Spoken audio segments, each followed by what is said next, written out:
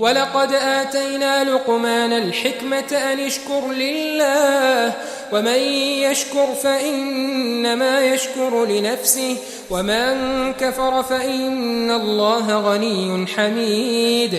وإذ قال لقمان لابنه وهو يعظه يا بني لا تشرك بالله إن الشرك لظلم عظيم.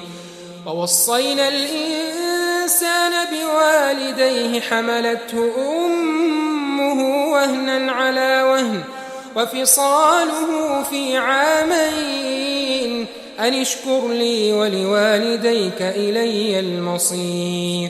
وإن جاهداك على أن تشرك بي ما ليس لك به علم فلا تطعهما وصاحبهما في الدنيا معروفا واتبع سبيل من أناب إلي ثم إلي مرجعكم فأنبئكم بما كنتم تعملون.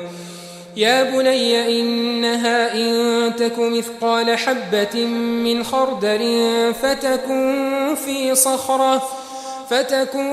في صخرة أو في السماوات أو في الأرض يأت بها الله إن الله لطيف خبير. يا بني أقم الصلاة وأمر بالمعروف وانه عن المنكر واصبر على ما أصابك إن ذلك من عزم الأمور. ولا تصعر خدك للناس ولا تمش في الأرض مرحا إن الله لا يحب كل مختال فخور. واقصد في مشيك واغضض من صوتك إن أنكر الأصوات لصوت الحمير. ألم تروا أن الله سخر لكم ما في السماوات وما في الأرض وأسبغ عليكم نعمه ظاهرة وباطنة ومن الناس من يجادل في الله بغير علم ولا هدى ولا كتاب منير.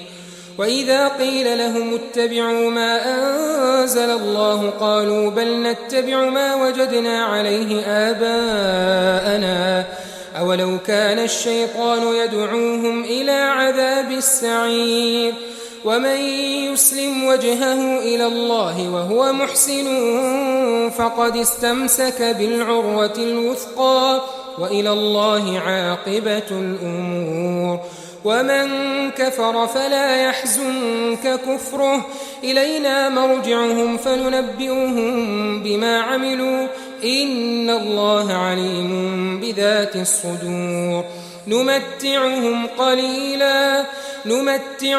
قليلا ثم نضطرهم إلى عذاب غليظ. ولئن سألتهم من خلق السماوات والأرض ليقولن الله قل الحمد لله بل أكثرهم لا يعلمون. لله ما في السماوات والأرض إن الله هو الغني الحميد. ولو أن ما في الأرض من شجرة أقلام والبحر يمده من بعده 7 أبحر ما نفدت كلمات الله إن الله عزيز حكيم. ما خلقكم ولا بعثكم إلا كنفس واحدة إن الله سميع بصير. ألم تر أن الله يولج الليل في النهار ويولج النهار في الليل وسخر الشمس والقمر كل يجري إلى أجل مسمى وأن الله بما تعملون خبير. ذلك بأن الله هو الحق وأن ما يدعون من دونه الباطل وأن الله هو العلي الكبير.